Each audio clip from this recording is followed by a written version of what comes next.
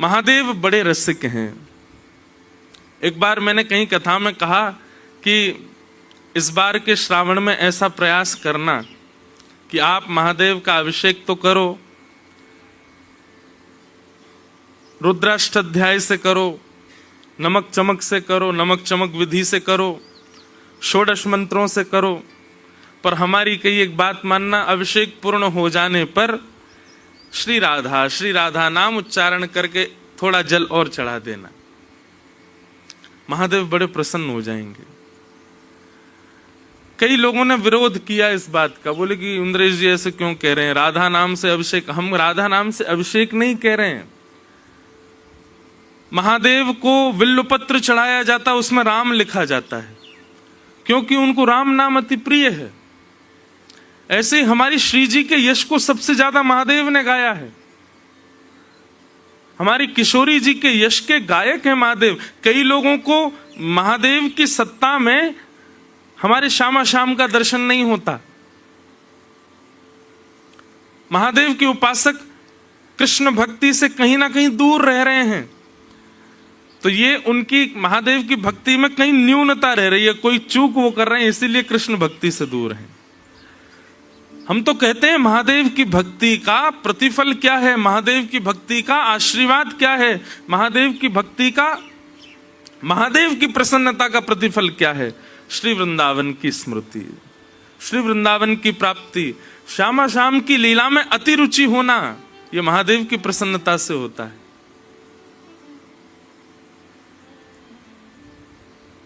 ऐसे महादेव, ये शब्द किसी और के नहीं है। मुनिंद्र वृंद वंदिते त्रिलोक शोक हारिणी, ये कौन कह रहे हैं? स्वयं महादेव गा रहे हैं। कदा करिष्यसि माम कृपा कटाक्ष भाजनम, ये शब्द किसी अन्य संस्कृतज्ञ के नहीं हैं, बल्कि संस्कृत जिनके डमरू से प्रकट होता है, ऐसे महादेव हमारी श्री जी के यश को गाते हैं, हमारी किशोरी जी के भाव को गा रहे हैं। तो महादेव की भक्ति करते करते यदि श्री कृष्ण, कई लोग प्रश्न करते हैं, महाराज जी हम तो महादेव के अनन्य उपासक हैं, पर स्वप्न में और कुछ समय से कथा में रुचि बढ़ गई है, स्वप्न में ठाकुर जी का दर्शन होता है, महादेव नाराज तो नहीं हो जाएंगे? मैंने कि महादेव की उपासना कर रहे हो और उपासना करते करते स्वप्न में कृष्ण नहीं दिखते और कथा में रुचि नहीं बढ़ती, तो जरूर समझना महादेव नाराज बैठे हैं। उनकी प्रसन्नता होती है तब वृंदावन रस प्रिय लगता है। हमारे श्री हितहरिवंश महाप्रभु, उनको तो भेजा ही महादेव ने है कि आप जाइए, जाकर के भक्ति का प्रचार करके पृथ्वी पर आइए। श्री राधावल्लभ लाल जी महाराज जो वृंदावन के मुकुटमणि विराज रहे हैं, तो महादेव के निज ठाकुर जी हैं हृदय के। निश्चित ही श्रावण में महादेव की इच्छा प्रकट भई होगी कि कोई ब्रजवासी आवे और कछु भाव सुना के जावे। हमारी तो भैया सही बताएं, हम 3 दिन हो गए नीलकंठ अभी गए नहीं ऊपर, हम तो यहीं से ही वाणी से ही अभिषेक कर रहे हैं महादेव का। और नीलकंठ जाके दर्शन करके आने वाले को जो सुख मिल रहा होगा ना, वही सुख की अनुभूति हो रही यहीं बैठे बैठे।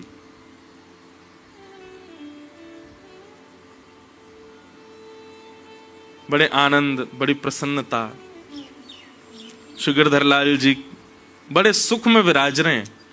और कब शुरू हुई, अब कब विश्राम की ओर हम आ गए। कल तो विश्राम है कथा का।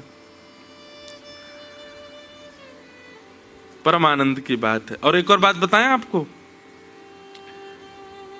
ये जो उत्तराखंड है और हिमालय खंड है, हिमालय यहीं से ही प्रारंभ हो जाता है। हिमालय विकसित और अति ऊंचे हैं, यही ये सब हिमालय ही हैं।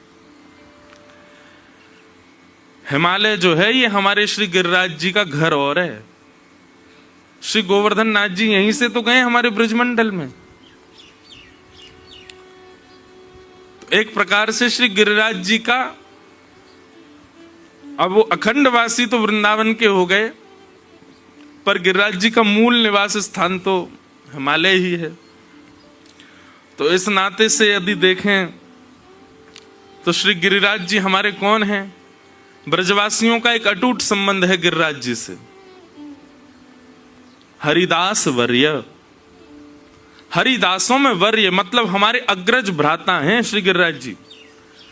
कृष्ण भक्ति करने वालों के सबके बड़े भैया हैं गोवर्धन नाथ, हैं वो स्वयं कृष्ण ही, पर फिर भी जो कृष्ण भक्ति में उन्मुक्त है उनके बड़े भैया हैं श्री गिरिराज जी।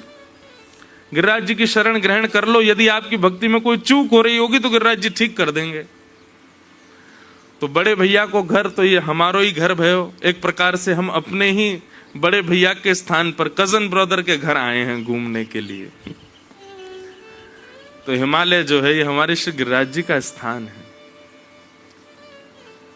हम धन्यवाद कहते हैं ऐसे हिमालय को जिसने हमारे ब्रजमंडल के सिर मोर श्री गिरिराज जी प्रदान किए। ऐसे इस पर्वतराज हिमालय की श्रृंखला में महादेव के चरणों में आज सोमवार का भी दिन है, मधुर वातावरण हो रहा है। ऐसे वो जो पद गा रहे हैं वो यही हो रहा है, वृंदावन में तो ऐसा नहीं होता पर यहाँ हो रहा है। घिर आए बदराए झुक आए बदरा, राधे झूलन पधारो झुक आए बदरा। परसों लाल जी का हिंडोला उत्सव वृंदावन में तो है ही। अब यहाँ कोई हिंडोला नहीं लाए, नहीं तो मन तो हो रहा है कि लाल जी को झूला तो झूला में। ऐसा सुंदर वातावरण है। आज कुछ प्रयास करते हैं, कथा के बाद में देखते हैं कोई योजना बनती है तो शाम को आज श्री गिरधर लाल जी को झूला झूलाएंगे बाहर।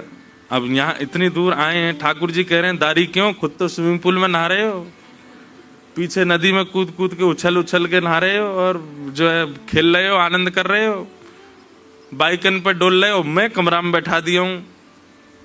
ये मानो बादल बार बार नीचे आके संकेत कर रहे हैं, श्री लाल जी कह रहे हैं मुंह को बाहर लेके आओ।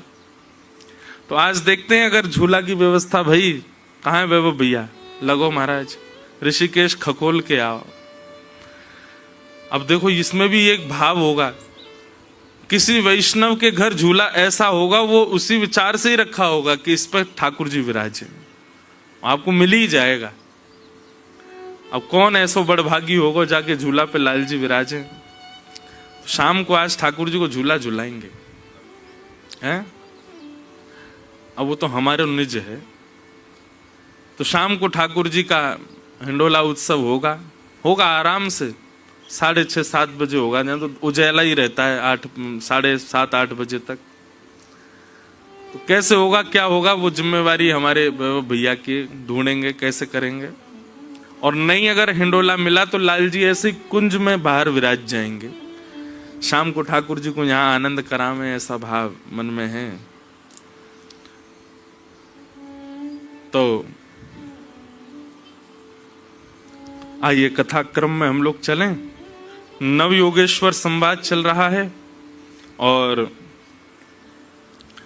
राजा निमि योगेश्वरों से प्रश्न कर रहे हैं। 4 प्रश्न अब तक हो चुके। एक भक्ति पथिक को निश्चित ये संवाद सुनना चाहिए। वैष्णव को अपना जीवन कैसा होना चाहिए, उसके टर्म्स एंड कंडीशंस कैसे होने चाहिए, नियम कानून अपने जीवन के कैसे बनाने चाहिए, ये नवयोगेश्वर संवाद में सुनो। इतना सुंदर बताया है योगेश्वरों ने। ये 9 योगेश्वर कोई और नहीं है, ठाकुर जी की ही वाणी है। वे ही राजा निमि के प्रश्नों के उत्तर दे रहे हैं। तो राजा निमि ने कल जो प्रश्न किया था कि माया क्या है, कृपा करके इस माया के बारे में मुझको बताओ। तो अंतरिक्ष नाम के योगेश्वर ने उत्तर देते हुए कहा, जो भी वस्तु, जो भी भाव, जो भी व्यक्ति आपको ठाकुर जी से दूर कर रहा है वही माया है। ज्यादा प्रपंचों में क्यों जाओ, ज्यादा गहराई में जाके क्यों ढूंढो। जिससे भी आप ठाकुर जी से दूर हो जाते हो, ऐसी कोई बात जिस बात के होने पर आपको ठाकुर जी की स्मृति नहीं आती वही माया है। महाराज मजाक भी करो, चुटकुल्ला भी सुनो, गप्पे भी मारो, तो उसमें भी ठाकुर जी को लेके ही मारो। वो भी ठाकुर जी से विलग नहीं होनी चाहिए। ऐसा कोई स्थान जिस स्थान पर ठाकुर जी की स्मृति ना होती हो, ऐसे कई स्थान हैं दुनिया में, भारत में भी। वहां जाते हैं लोग उल्टे सीधे काम करने, वहां जाने पर ठाकुर जी की स्मृति होती है? नहीं होती। ऐसे स्थान जहां जाके ठाकुर जी विस्मृत हो जाएं, वही माया है। ऐसा भोजन जिसके पान करने पर ठाकुर जी की स्मृति ना बन रही हो, मतलब भगवत विमुख, भगवत भोजन बिना भोग लगाए कुछ भी पा रहे हो, वही माया है। अच्छा, हमने एक बात अनुभव की, आप कहो किसी को कि आप कहां जा रहे हो, बोले गोवा जा रहे हैं, तो सामने वाले व्यक्ति के मन में क्या आएगा? गोवा जा रहा है, क्या करने जा रहा होगा? वो दुनिया भर की बातें सोच लेगा। हम कहें कि हम गोवा जा रहे हैं तो क्या होगा? आदमी सोचेगा तो अच्छा गोवा जा रहे हो, पर हम गोवा में भी कथा करके आए हैं। गोवा में भी उन समुद्र के किनारे पर जहां पर सब उल्टे सीधे काम करते हैं, वहां बैठ के सुबह 5 बजे हमने कथा सुनाई। गोवा तो नहीं था, थोड़ा गोवा से दूर था, बड़े आनंद आए। वहां पे आसपास में ऐसे रिजॉर्ट थे, वहां पे तो रात भर वहां पे गाने चलते थे। हम लोग सो जाते थे, जल्दी सुबह उठना होता था। उन लोगों का सोने का समय होता तब हमारा कीर्तन शुरू होता। तो कीर्तन की आवाज आती, कभी कभी खिड़की में से झांक के देखते, यार ये गोवा में आके कीर्तन कर रहा है, ये यहां आके कथा सुना रहा है। तीर्थी कुर्वन्ति तीर्थानि, श्रीमद् भागवत कहती हैं कि जब वैष्णव पूर्ण रूपेण अंतस्थ से वैष्णव हो जाता है, तो वो किसी भी स्थान पर चला जाए, वहां पर ठाकुर जी की स्मृति अपने आप घूमने लग जाती है। हम तो कहते हैं अपने आप को ऐसा बनाओ कि आप पर स्थान का प्रभाव ना हो, आपका प्रभाव स्थान पर हो। व्यक्ति का प्रभाव आप पर ना हो, आपका प्रभाव व्यक्ति पर हो। भोजन का प्रभाव आप पर ना हो, आपका प्रभाव भोजन परोसने वाले पर हो। और यही भक्ति का स्वरूप है।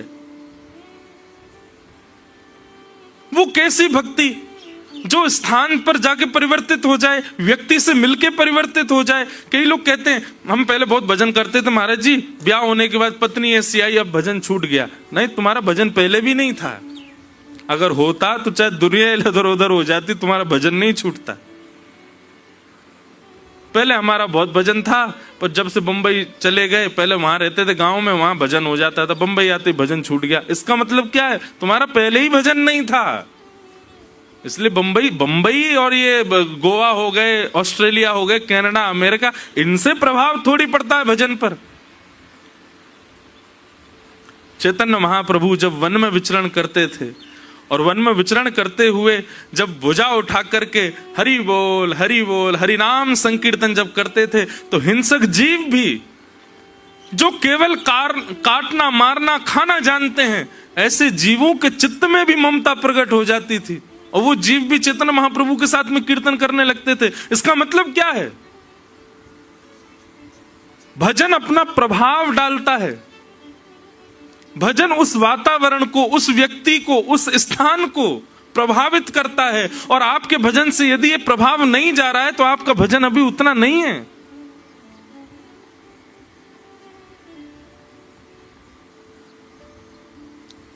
ये अनुभव करो।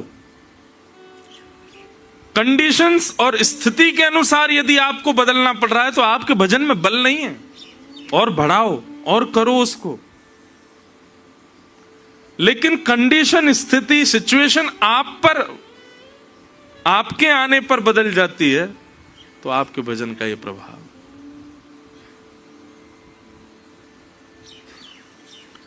तो माया क्या है? जो भी वस्तु, कुछ भी हो, A to Z, जो भी ठाकुर जी से विलक करने में परिश्रमित है, वही माया है। उसे माया कहते हैं।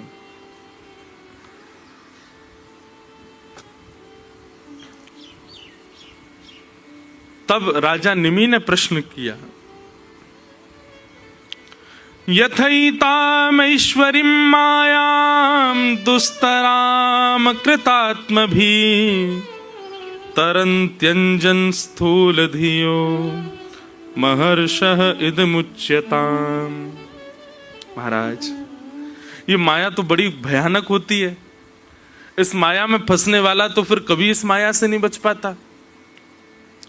कृपा करके नाथ मुझ पर अनुग्रह करके जरा ये तो बताइए, इस माया से बचने का कोई साधन है, कोई तरीका है, कोई उपाय है?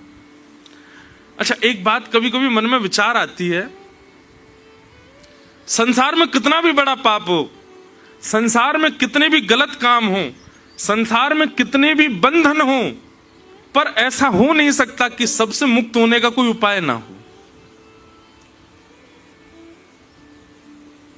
ऐसी कोई क्रिया नहीं संसार में कि वो आपने कर दी और उससे आप बच ना सको, उससे मुक्त ना हो सको।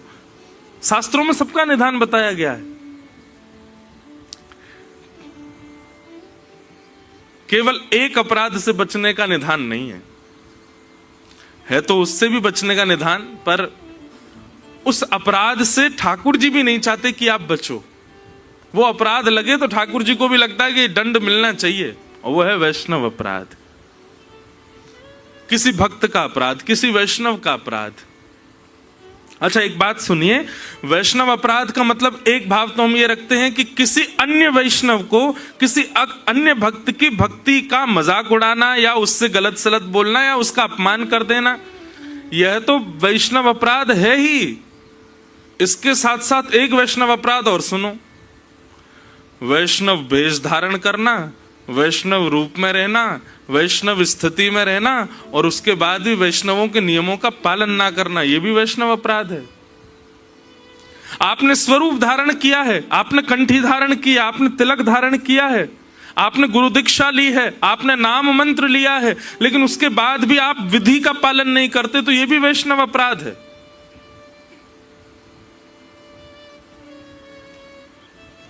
स्वयं को वैष्णव कहलाना मात्र से काम नहीं चलेगा, वैष्णवता होनी चाहिए आपके आचरण में। स्वरूप वैष्णव का हो यह आवश्यक नहीं, आचरण वैष्णव का होना चाहिए। और आचरण में वैष्णवता नहीं है तो यह भी एक अपराध है, तो फिर स्वरूप भी धारण मत करो।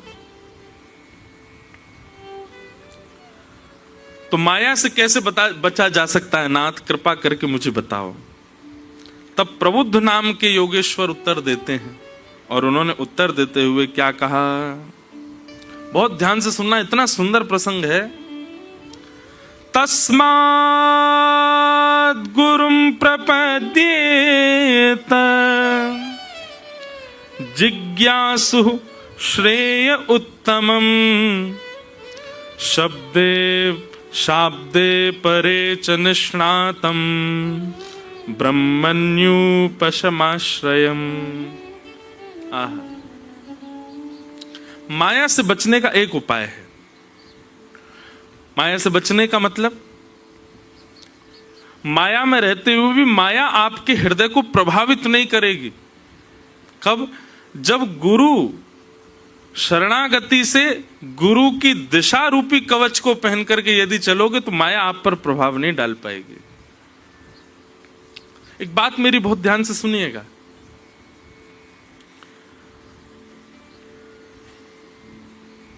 गुरु का गुरुत्व कैसा भी हो, आपके शिष्यत्व में बल होना चाहिए। और शिष्यत्व क्या है? गुरु के वचन अटल कर मानो, साधु समागम कीजे, मन रे कृष्ण नाम कह लीजिए। सूरदास जी कहते हैं, गुरु के वचन सत्य कर मानो, साधु समागम कीजे। गुरु के वचन सत्य कर मानो, साधु समागम कीजे। पढ़िए सुनिए भगति भागवत, पढ़िए सुनिए भगति भागवत, और कहा कछु कीजय, और कहा कछु कीजय। मन रे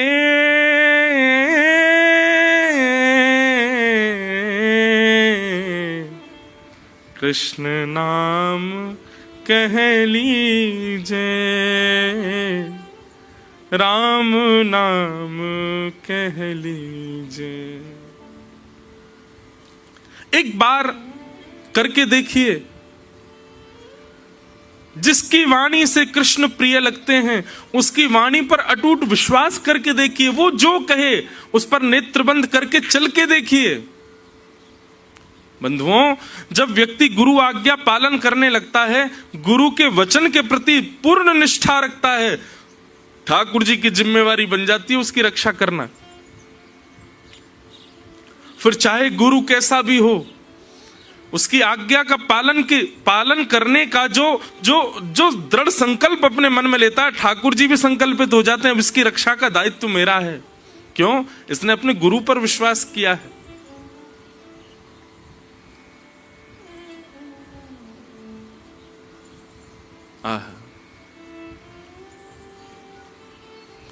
तस्मात् गुरु प्रपद्येत।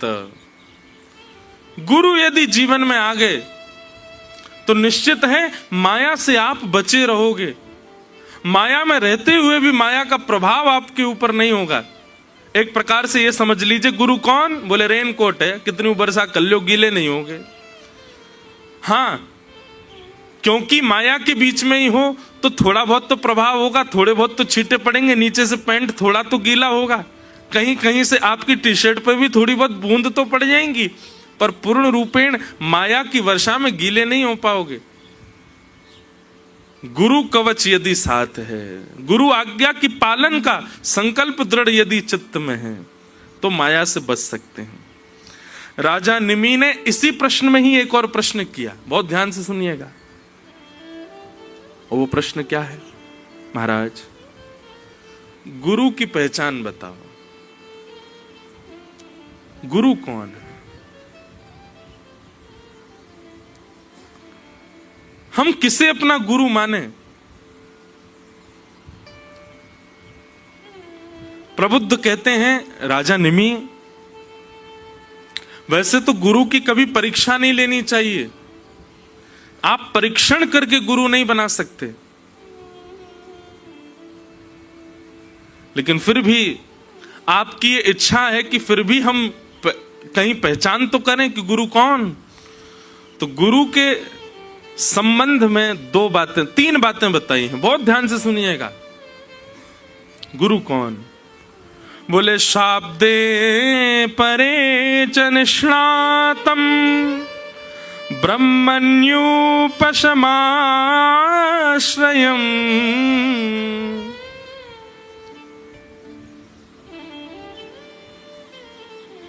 बाद में मत कहिएगा कि हमको नहीं पता चला कि हमारे गुरु कौन होने चाहिए। तीन लक्षण देखो। सबसे पहला प्रबुद्ध कहते हैं गुरु शब्द ब्रह्म में निष्णात होना चाहिए। शब्द ब्रह्म मतलब ये जितने भी वैदिक बातें हैं, जितने भी हमारे ग्रंथ पुराण आदि हैं, इन सबके भावों को भली भांति जानने वाला होना चाहिए। शाब्दे च निष्णातम, उसकी शब्द ब्रह्म में निष्ठा होनी चाहिए। लेकिन इसमें प्रबुद्ध एक चीज कहते हैं, कई लोग होते हैं वो प्रवचन में बहुत अच्छे होते हैं पर पालन कुछ नहीं करते, अपने जीवन में नहीं करे, दूसरों को करवा देते हैं। एक प्रसंग मुझे इतना अच्छा लगता है। गिरिराज जी में एक व्यक्ति रहता था। वो क्या करता था?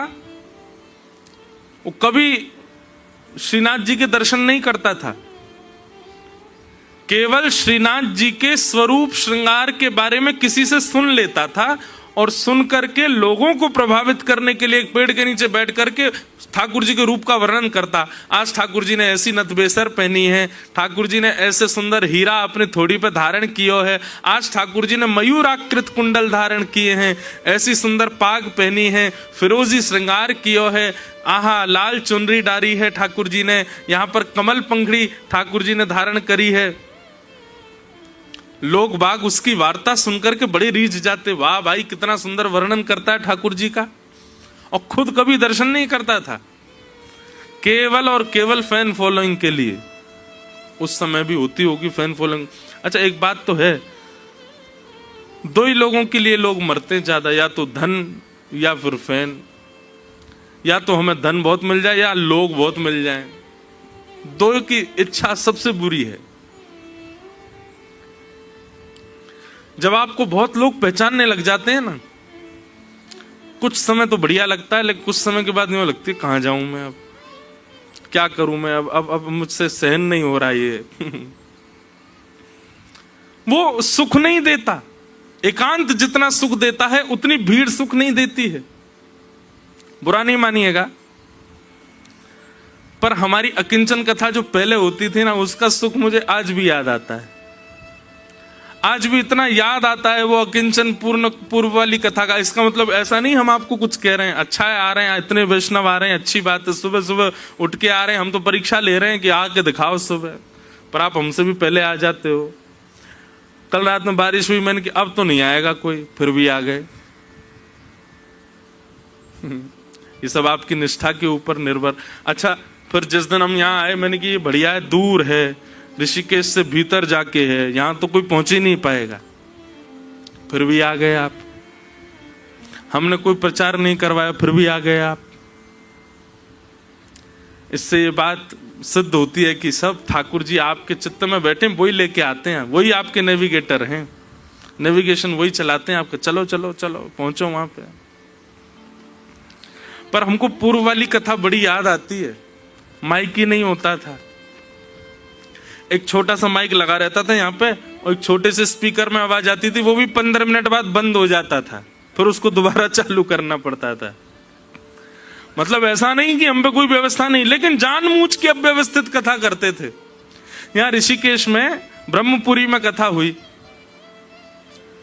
रज में बैठते थे गंगा जी के तट पर, कोविड का समय, कोई भीड़ ही नहीं, ना गाड़ियों की आवाज, ना बस की आवाज, कुछ नहीं। सुबह सुबह 5 लोग होते थे, 3:45 बजे बैठ जाते थे कथा में।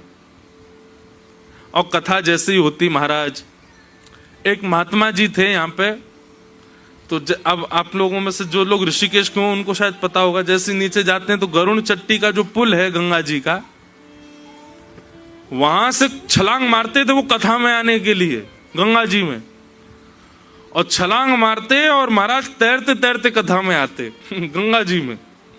मैंने उनका नाम रखा था स्पाइडरमैन बाबा।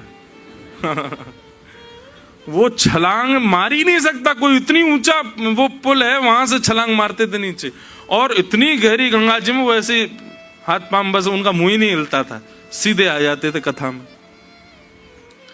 और वो आते तो जहां मेरी व्यासपीठ थी वहां बगल में इतना बड़ा पत्थर था कि वो मेरे सिर से भी ऊंचा, वही उनका आसन था, वहीं ऊपर आके बैठते उस पे पत्थर पे, और वहां ऊपर बैठ के कथा सुनते। मैंने बाबा व्यास के सिर पे बैठ के कथा सुनना है?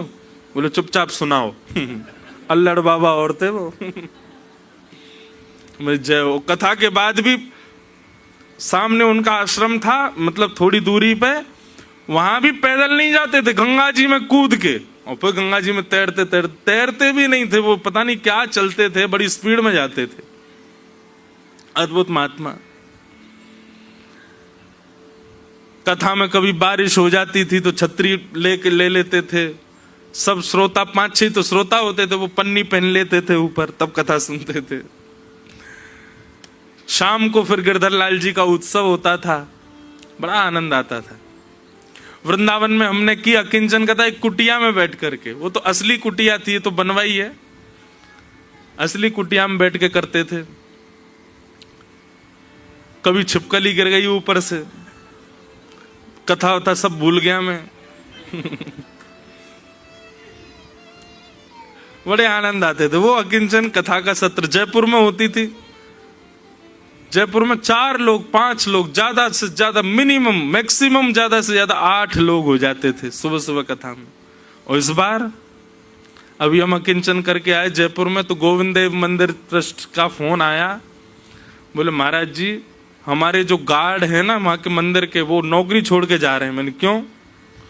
बोले 1 बजे से गेट पीटने लगते लोग, बोले हमको बैठाओ। अब वहां क्या था कि एक झरोका है, उसमें बैठ के हम कथा करते। दूर वालों को दिखते ही नहीं, आगे वालों को दिखते थे बस। तो आगे बैठने वालों की होड़ 1 बजे से पहुंच जाते लोग, उतनी भीड़ वहां होती।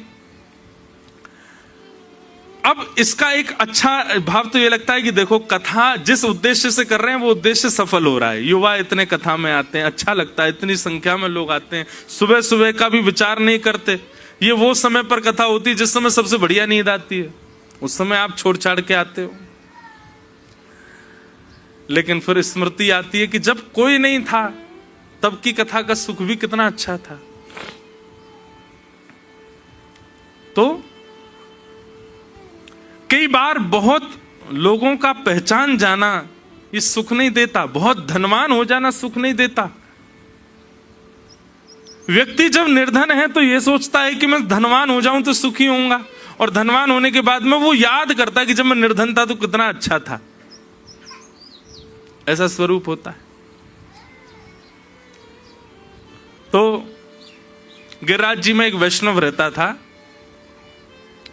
वो कभी दर्शन नहीं करता था, केवल किसी से सुन करके और उसमें थोड़ा बढ़िया सुंदर शब्दावलियों का प्रयोग करके प्रवचन में सुनाता था। आज श्री जी बाबा ऐसे लग रहे हैं, हाँ हाँ श्रीनाथ जी का स्वरूप ऐसा, और सुनने वाले लोग तो बड़े प्रभावित हो जाते उससे। एक दिन सूरदास जी निकल रहे थे वहां से,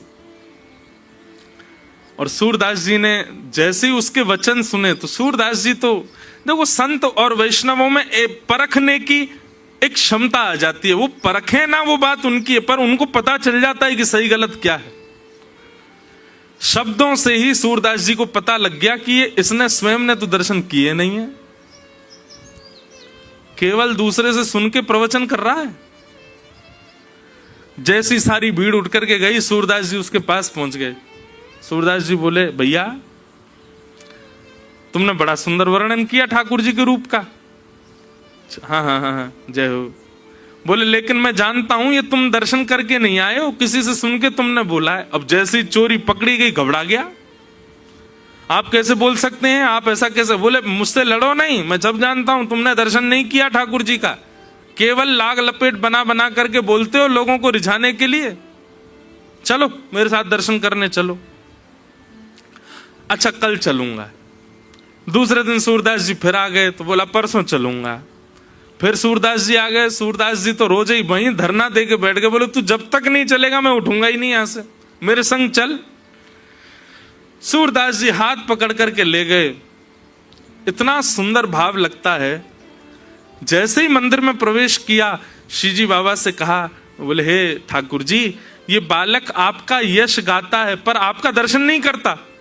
आपका यश आपकी प्रसन्नता के लिए नहीं गाता है, दूसरों को प्रसन्न करने के लिए गाता है।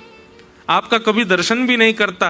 कृपा करके इसके सारे दोषों को आप नजरअंदाज करते हुए आप इसको दर्शन दीजिएगा नाथ।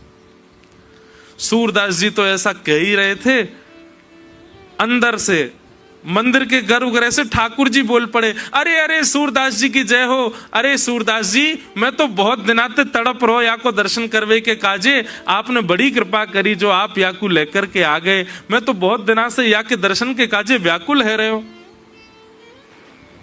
सूरदास जी बोले मुझे तो चिंता ये थी कि ठाकुर जी कहीं नाराज नहीं हो जाए, पर ये ठाकुर जी तो खुद उतावले बैठे इससे मिलने के लिए। सूरदास जी बोले जय जय, आपका ही को इतने उतावले है रे या से मिलवे के काजे, आपके चित्त में इतनी व्याकुलता क्यों हो रही है इससे मिलने के लिए? ठाकुर जी इतना सुंदर उत्तर देते हैं। ठाकुर जी कहते हैं सूरदास जा दिन तेरी दृष्टि या पर पड़ी और तेरे मन में ये भाव आ गया कि मैं याकू पकड़ के मंदिर ले जाऊंगा, मैं वही दिना से व्याकुल है कि मैं भी तो मिलूं। ऐसा कौन है जाकू सूरदास पकड़ के मेरे पास लेके आ रहा है? जादिन तेने मन मना लियो कि मैं याकू लेके जाऊंगा, वही दिना से मैं व्याकुल हतो या से मिलवे के काजे। देखा, कभी कभी लगता ठाकुर जी का स्वभाव कैसा है। उस व्यक्ति में कोई गुण नहीं है, उसके किसी गुण से नहीं रीझे, बस ठाकुर जी जिससे प्रेम करते हैं वो किसी पर रीझ गया तो ठाकुर जी को भी वो प्रिय लगने लग जाता है। सूरदास, ये तुमको भागयो, तुम्हारे मन को भागयो, भले ही क्रोध के रूप में भायो हो, लेकिन भा तो गयो। तुम्हारे मन में ये आई तो कि मैं यहाँ को पकड़ के लेके जाऊंगा मंदिर। जा दिन तुम्हारे मन में ये भाव आयो, वही दिना से मैं यहाँ की प्रतीक्षा कर रहे हूं। तस्माद गुरुम प्रपद्येत। आप भले ही कितने भी अयोग्य हो, लेकिन गुरु आप पर रीझ जाए और गुरु ये गांठ बांध ले कि मुझे इसका कल्याण करना है, ठाकुर जी को आपसे मिलना पड़ेगा। ठाकुर जी पे और कोई चारा नहीं है। इसीलिए प्रबुद्ध कह रहे हैं कि माया से बचने का एक ही उपाय है। बोले क्या? गुरु की शरणागति। पर उस गुरु का गुण कैसा हो? तो कहते हैं गुरु में सबसे पहला भाव शाब्दे च निष्णातम, शब्द में प्रबल हो। अच्छा, शाब्दे च निष्णातम के दो अर्थ हैं, बहुत ध्यान से सुनना। शाब्दे च निष्णातम का एक अर्थ तो यह है कि गुरु जो है वो ज्ञानी होना चाहिए, उसको सब चीज की नॉलेज होनी चाहिए।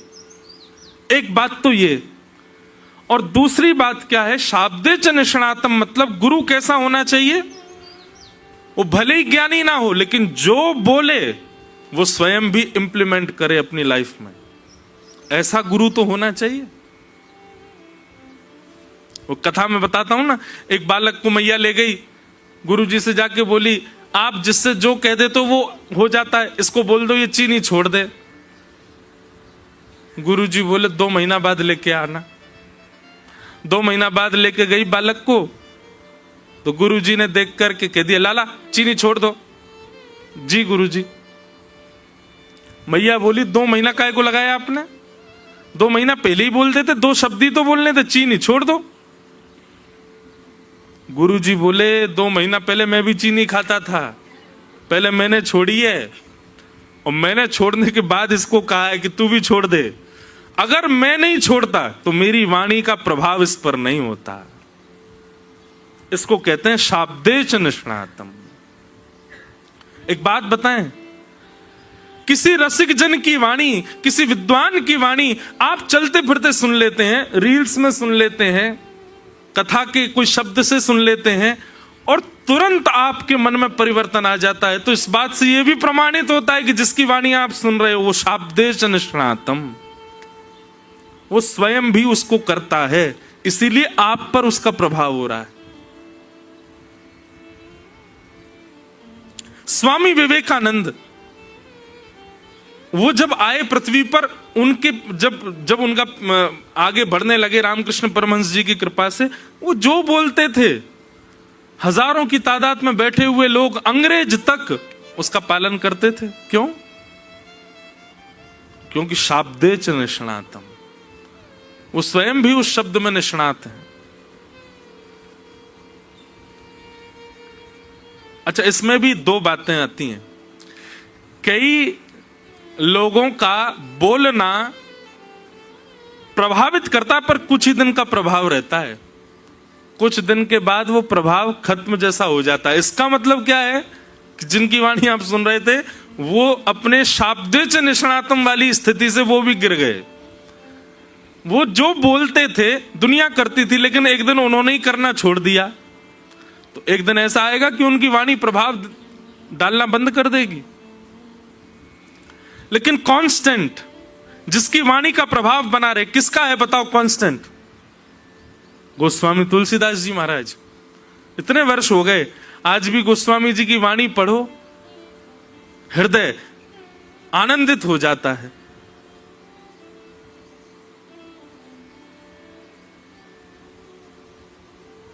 कल हम रात्रि में ऋषिकेश नारायण भगवान का दर्शन करने गए, उनको भरत जी भी कहते। तो रास्ते भर जब जा रहा था मैं, तो भरत जी का स्मरण हो रहा था, हमारे श्री भरत लाल जी, राम जी के भैया। बंधु एक बात बोलूं, यहाँ जितने भी कृष्ण उपासक बैठे हैं, आप सब गोपियों का अनुसंधान करो, आप सब ब्रज की लीलाओं का अनुसंधान करो, पर हमारे कहे से एक बार श्री भरत चरित्र और सुनो। मेरा मन तो है इस बार हर वर्ष की हमने एक राम कथा फिक्स कर दी है अपनी,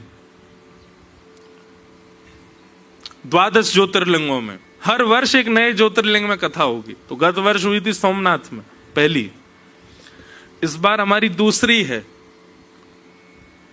23 या 24 दिसंबर से है, 24 दिसंबर से है रामेश्वरम में भरत चरित्र।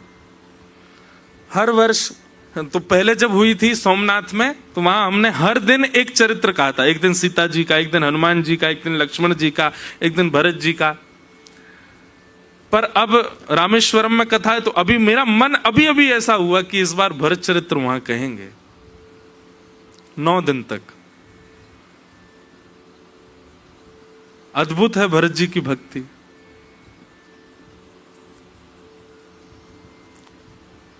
जब भरत जी महाराज चित्रकूट जा रहे थे ठाकुर जी को लाने के लिए वापस, तो निषाद राज गुह साथ में चल रहा था भरत जी के, और सब जगह बताता है भरत जी यहां राम जी बैठे थे। जैसे ही बोलता राम जी बैठे थे, भरत जी लिपट जाते उस शिला से, मेरे राघव यहां बैठे थे। एक कुटिया दिखाते हुए कहा, इस कुटिया में श्री राम जी ने रात्रि में विश्राम किया। उस कुटिया में प्रवेश करके भरत जी इतना रोए, मखमल के गद्दे पर सोने वाले, स्वर्ण के सिंहासन पर बैठने वाले अयोध्या के राजकुमार इस कुटिया में यहां फर्श पर सोए।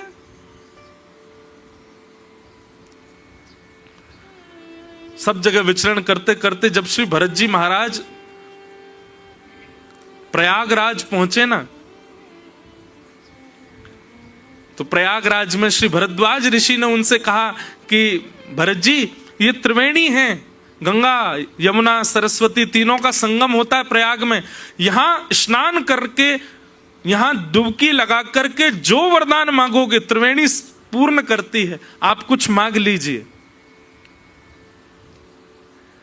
भरत जी महाराज ने जैसे ही सुना कि यहां स्नान करने से जो मांगे वो मिलता है, तुरंत वस्त्र सहित कूद पड़े त्रिवेणी में, और नेत्रों से अविरल अश्रुधार गिरने लगे। भरद्वाज ऋषि बोले, आपकी क्या इच्छा है, क्या मनोकामना है?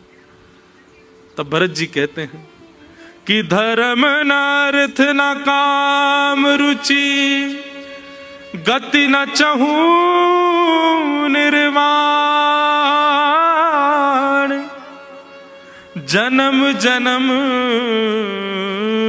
मति राम पद, यह वरदान नान।